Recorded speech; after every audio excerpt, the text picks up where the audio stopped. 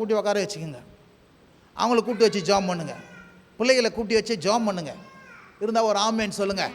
ஜபம் பண்ணுங்க. இப்படி பார்ப்பான் வெளியே இருக்கிறப்ப அவங்க ஜபம் பண்ணுறாங்க, நம்மளை போய் நம்ம போய் அந்த போய் உட்காந்துப்பான்னு சொல்லி அவனும் போய் உட்காருவான். இருந்தால் ஒரு ஆமேன்னு சொல்லுங்க. ஹல்லேலூயா. ஏன் சொல்கிறேன்னா திருப்பி அந்த 3:20 ஜபம் பண்ணும் போதெல்லாம் நமக்குள்ளே ஒரு வல்லமை என்ன பண்ணாங்க, கிரியை செய்ய ஆரம்பிக்கும். இந்த ஸ்திரீகளுக்கெல்லாம் சொல்லுவேன், அப்பா வீட்டில் உட்காந்து ஜபம் பண்ணி பார்க்குற முடியலையா, வா இங்கே வா, பாஸ்டர் உபவாசம் ஜபம் பண்ணுறாங்க, கொஞ்சம் ஜபம் பண்ணு. ஜபம் பண்ணால் ஆட்டோமேட்டிக்காக எல்லாம் என்ன பண்ணோம், மாறிடும். இருந்தால் ஒரு ஆமேன்னு சொல்லுங்கள். ஜபம் பண்ணால் எல்லாம் என்ன பண்ணாங்க, மாறும். இருந்தால் ஒரு ஆமேன்னு சொல்லுங்கள். நமக்குள்ளே கிரியை செய்கிற வல்லமையின்படியே நமக்கு செய்ய வல்லவராகிய அவருக்கு. ஆமேன். அவர் சொல்கிற, நீ வேண்டிட்ட பிறகு என்ன நடக்கும் அப்படின்னு சொல்கிறார். வேண்டிட்ட பிறகு நினைக்கிறது நடக்கிறோம், இமேஜின் பண்ணுறது நடக்கும், கற்பனை பண்ணுறது நடக்கும், எதிர்பார்க்குறதுலாம் நடக்கும். அது எந்த அளவுக்கு நடக்கும்னா, எதிர்பார்க்க அதிகமாக நடக்கும். எந்த அளவுக்கு நடக்கும், சூப்பர் நேச்சுரலாக, எண்ணுவதற்கு மேலே மிக மிக மிக மிக மிக அதிகமாக என்ன பண்ணோம், நடக்கும். அது எப்படி நடக்கும்னா, உனக்குள்ளே ஒரு வல்லமை கிரியை செய்கிறதுனால நடக்கும். சொல்லுங்க, உனக்குள்ளே என்ன பண்ணுங்க, ஒரு வல்லமை கிரியை செய்யும். ஹல்லேலூயா. பாருங்க, இந்த மனுஷீகம் இருக்குது பார்த்தீங்களா, இந்த மனுஷீகம், மனுஷன் இந்த கவனிங்க, மனுஷீகம் பாருங்கள், நம்ம மனுஷீகத்தில் இருக்கிறோன்னு சொல்கிறோம், மனுஷீகத்தில் போர்வையாக போர்த்து கொண்டு இருக்கிறோம். ஆனால் நமக்குள்ளே இருக்கிற ஆவியும் ஆத்துமாவும் அது மனுஷீகத்துக்கு சம்மந்தம் இல்லை, அது ஆவிக்குரியதாக என்ன பண்ணுது இருக்குது. இந்த ஆவிக்குரியதாக இந்த ஆவியும் ஆத்துமா இருக்குது பாருங்க. இப்போ ஆவியும் ஆத்துமாவும் ஜெபத்தில் செயல்பட தேவனுடைய ஆவியானவர் நம்முடைய ஆவியில் என்ன பண்ணுவார், செயல்பட ஆரம்பிப்பார். இருந்தால் ஒரு ஆமேன்னு சொல்லுங்க. செயல்பட ஆரம்பிக்கும் போது இந்த மனுஷீகத்திலிருந்து தெய்வீகம் என்ன பண்ணாங்க, ஜெபத்தின் மூலமாக வெளிப்படும். சொல்லுங்க, ஜெபத்தின் மூலமாக என்ன பண்ணாங்க, மேனிஃபெஸ்ட் ஆகும். இயேசு மேலேருந்து மலையிலேருந்து இறங்குறார். ஜெப மலையிலேருந்து எங்க இருந்துங்க, ஜெப மலையிலேருந்து இறங்கி வர்றாரு. அவருடைய சட்டை எந்த வண்ணானாலும் வெளுக்க முடியாத அளவுக்கு என்ன பண்ணுது, வெளுப்பாக இருந்துச்சான். இருந்தால் ஒரு ஆமேன்னு சொல்லுங்க. மேலேருந்து மறுரூபம், மலையிலேருந்து வர்றார், அவர் மறுரூபமாக இருந்தார். நான் சொல்கிறேங்க, நீ ஜெபம் பண்ண நீ மறுரூபமாக ஆயிடுவேன். மலையிலேருந்து இறங்குற அனுபவம் தான் அது. சொல்லுங்க, மலையிலேருந்து இறங்குற அனுபவமாக மாறிடுவேன். இருந்தால் ஒரு ஆமேன்னு சொல்லுங்க. சூப்பர் நேச்சுரலாக மாறிடுவேன். மனுஷீகத்திலேருந்து நீங்கள் என்ன பண்ணுவீங்க, தெய்வீகத்துக்கு வந்துடுவீங்க. இருந்தால் ஒரு ஆமேன்னு சொல்லுங்க. உங்கள் மூலமாக அற்புதங்கள் அடையாளங்களை என்ன பண்ணுவீங்க, நடக்க ஆரம்பிச்சிடும். இருந்தால் ஒரு ஆமேன்னு சொல்லுங்க. நீங்கள் சும்மா ஜெபம் பண்ணிட்டு யார் மேலே அது போய் சும்மா அடி கையை வைங்களா, சுகமாகிடுவாங்க. நீங்கள் வீட்டில் ஜெபம் பண்ணிகிட்டே இருந்துட்டு கொஞ்சம் நேரம் இருந்துட்டு சும்மா யாருக்காது சரி கையை வைங்க, வியாதிப்பட்டிருக்கலாம், கையை வை, கைகளை வைப்பீர்கள் அப்பொழுது சுகமாயிடும். கையை வச்சாலும் சுகமாயிடும். அந்த மாதிரி அனுபவம் நிறைய பார்த்துருக்குறேன். இருந்தால் ஒரு ஆமேன் சொல்லுங்க. ஹல்லேலூயா, ஹல்லேலூயா. வேதம் சொல்லுது, வியாதியஸ்தர்கள் மேல் கரங்களை வைப்பீர்கள், அவ்வளோதான், அவர்கள் என்ன பண்ணுவாங்க, சுகமாயிடுவாங்க. இருந்தால் ஒரு ஆமேன் சொல்லுங்க. ஹல்லேலூயா. அதுக்கப்புறம் நல்லா ஜெபம் பண்ணிட்டு போய் ஒரு வேலையை செய்ய, அந்த வேலை வாய்க்கும், காரியம் வாய்க்கும்.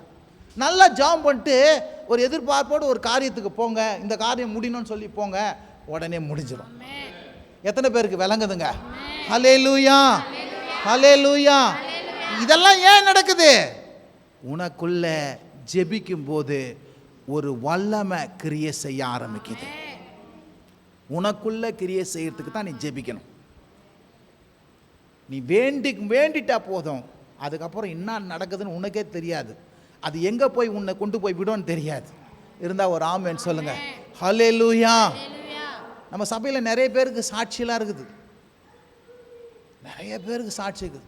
சில ரட்சிக்கப்படாத குடும்பம்லாம் இரவு ஜெபத்தில் ஜெபம் பண்ணி என்ன பண்ணுவாங்க, அவங்க குடும்பம்லாம் ரட்சிக்கப்பட்டதுக்கு நாங்கள் பார்த்துக்கிறோம். நாங்கள் இருந்தால் ஒரு ஆமேன்னு சொல்லுங்கள். பல காலங்களாக கோயிலுக்கு வராங்களா, இரவு ஜெபத்தில் பண்ண ஆரம்பிச்சுன்னா கோயிலுக்கு வர ஆரம்பிச்சவங்களாக இருக்கிறாங்க, மாறினவங்களாம் ஆரம்பிச்சுக்கிறாங்க. எத்தனை பேருக்கு விளங்குதுங்க? ஹல்லேலூயா. ஜெபத்தை லேசாக நின்னாதீங்க, ஜெபத்தை அற்பமாக எண்ணாதீங்க. அது ஒரு ஆவிக்குரிய யுத்தம்.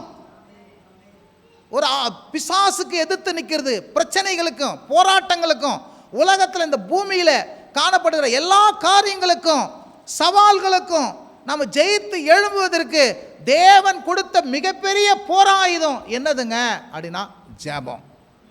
இருந்தா ஒரு ஆமென் சொல்லுங்க. ஹல்லேலூயா.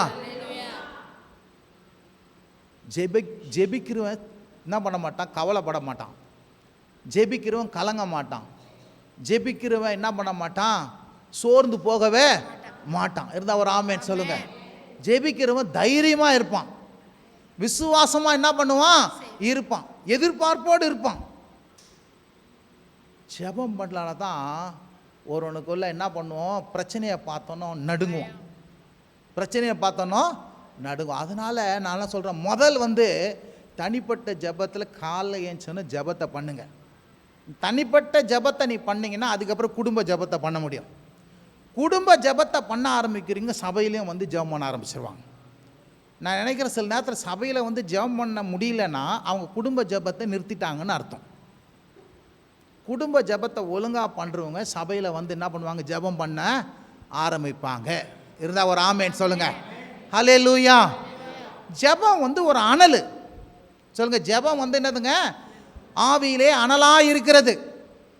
அரிசியை எடுத்துன்னு போயிட்டு தண்ணியை போட்டு உலையை போட்டு பாத்திரத்தை சூடு பண்ணும்போது தான் அரிசி சாதமாக மாறும். இருந்தால் ஒரு ஆமென் சொல்லுங்க. அனல் ஏறினா தானே சாதமாக மாறும். ஜெபம் என்ன பண்ணால் உன்னை அனலாக வைக்கும். ஆவியில் என்ன பண்ணோம்? அனலாக வைக்கும். இருந்தால் ஒரு ஆமென் சொல்லுங்க.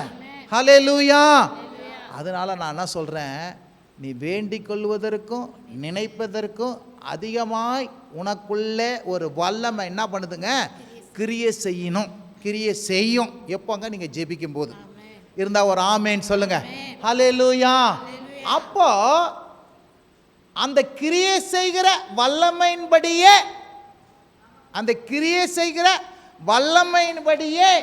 என்ன பண்ணுங்க? நமக்கு செய்ய வல்லவராகிய அவருக்கு.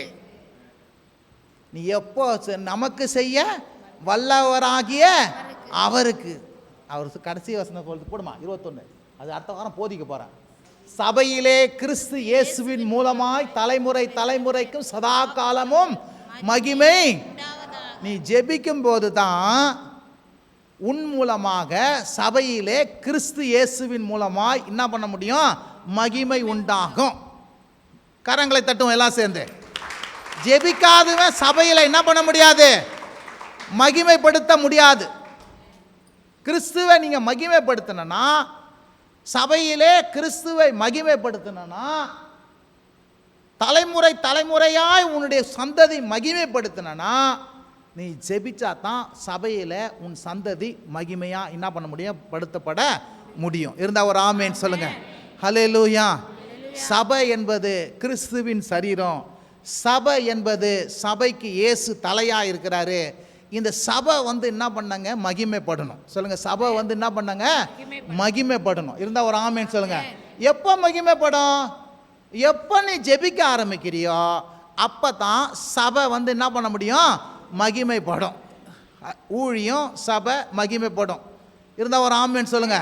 பாஸ்டர் ஜெபிக்கிறதுனால மாத்திரம் கிடையாது, பாஸ்டரும் ஜெபிக்கணும், சபைக்கு வருங்க எல்லாமே ஜெபிக்கணும். இருந்தால் ஒரு ஆமென் சொல்லுங்க. தலை வாய் சாப்பிடுறது எதுக்குங்க? வாய் சாப்பிடுறது எதுக்குங்க? கேட்குங்க. ஏங்க சாப்பிட்ற? வயிற்றுக்காக சாப்பிட்றேங்க. ஏங்க சாப்பிட்ற? உடம்பு நல்லா இருக்கிறதுக்காக சாப்பிட்றேங்க. ஏங்க சாப்பிட்றேன்? கால் பலவீனமாகுதுங்க, அதுக்கு தான் நல்லா சாப்பிட்றேன். ஏங்க சாப்பிட்றேன்? கை கொஞ்சம் பலவீனமாக்குது, அதுதான் சாப்பிட்றேன். சாப்பிட்றது எதுக்கு சாப்பிட்றோம்? வாய். தலை எதுக்கு சாப்பிடுது? சரீரம் நல்லா இருக்கிறதுக்கு தான் சாப்பிடுது. இருந்தால் ஒரு ஆமென் சொல்லுங்க. ஹல்லேலூயா. கிறிஸ்து வசனத்தை நம்ம உட்கொள்ளும் போது சரீரம் என்ன பண்ணா? எல்லாம் நல்லா இருக்கணும். இருந்தால் ஒரு ஆமென் சொல்லுங்க. தலை மாத்திரம் இல்லை, சரீரமும் என்ன பண்ணோம்? செயல்படணும். சாப்பிடுறது எதுக்கு சாப்பிட்றாங்க? சரீரத்துக்காக சாப்பிடணும். அப்போ சரீரமும் என்ன பண்ணணும்? செயல்படணும். சரீரமும் என்ன பண்ணணும்? கையாக செயல்படணும், காலாக செயல்படணும். எல்லாம் சரீரமும் எல்லா அவையும் அதற்கேற்ற செயலில் என்ன பண்ணணும்? வளரணும். அதுக்கேற்ற மகிமைப்படணும். இருந்தால் ஒரு ஆமென் சொல்லுங்க. ஹல்லேலூயா. அப்போது ஜெபம் பண்ணுங்க, ஜெபம் பண்ணுங்க.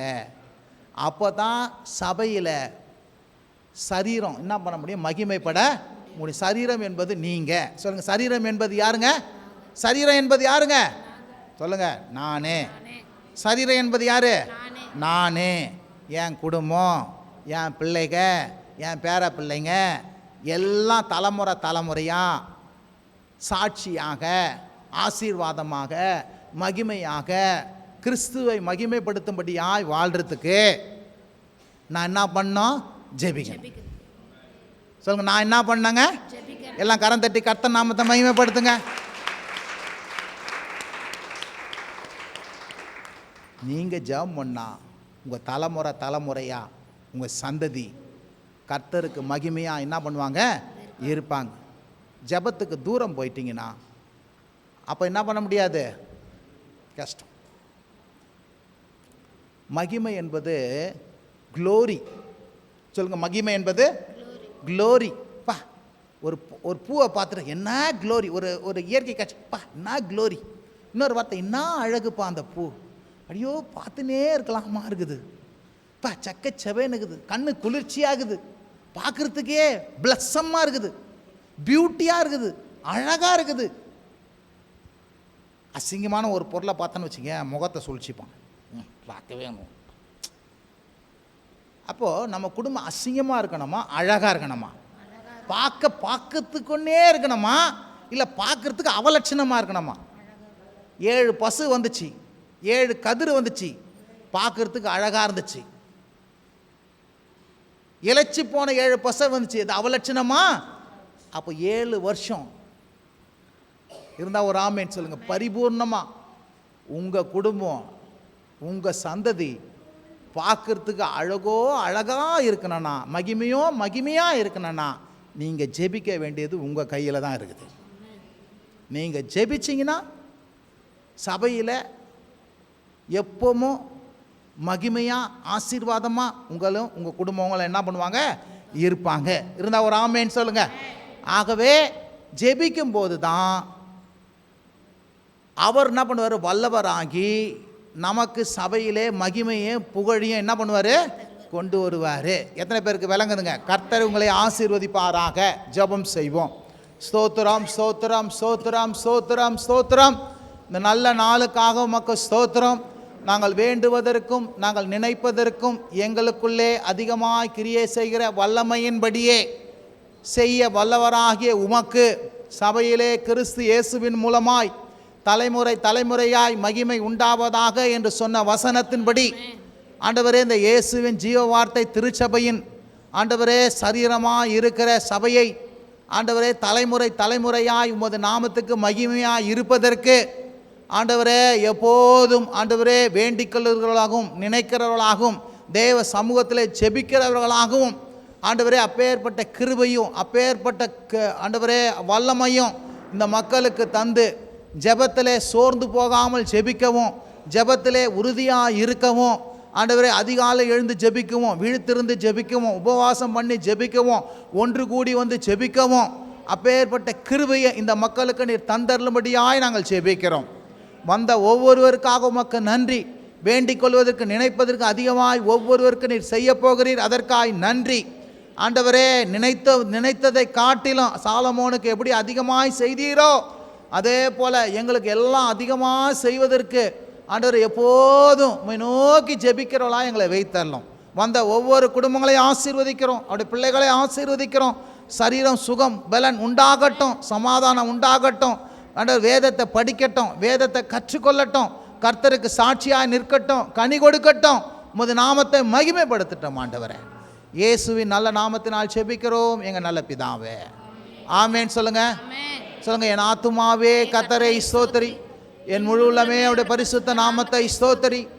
என் ஆத்துமாவே கர்த்தரை ஸ்தோத்திரி, கர்த்தர் செய்த சகல உபகாரங்களையும் மறவாதே. ஆமேன். ஹல்லேலூயா. நம்முடைய கர்த்தராகிய இயேசு கிறிஸ்துவின் கிருபையும் பிதாவாகிய தேவனுடைய அன்பும் பரிசுத்த ஆவியினருடைய அந்யோன்ய ஐக்கியமும் சமாதானமும் என்றென்றும் நம்மோடு கூட இருப்பதாக. சென்று வாருங்கள், கர்த்தர் உங்களை ஆசீர்வதிப்பாராக. ஒருவருக்கொரு வாழ்த்து தெரிவித்துக் கொள்வோம். Praise the Lord.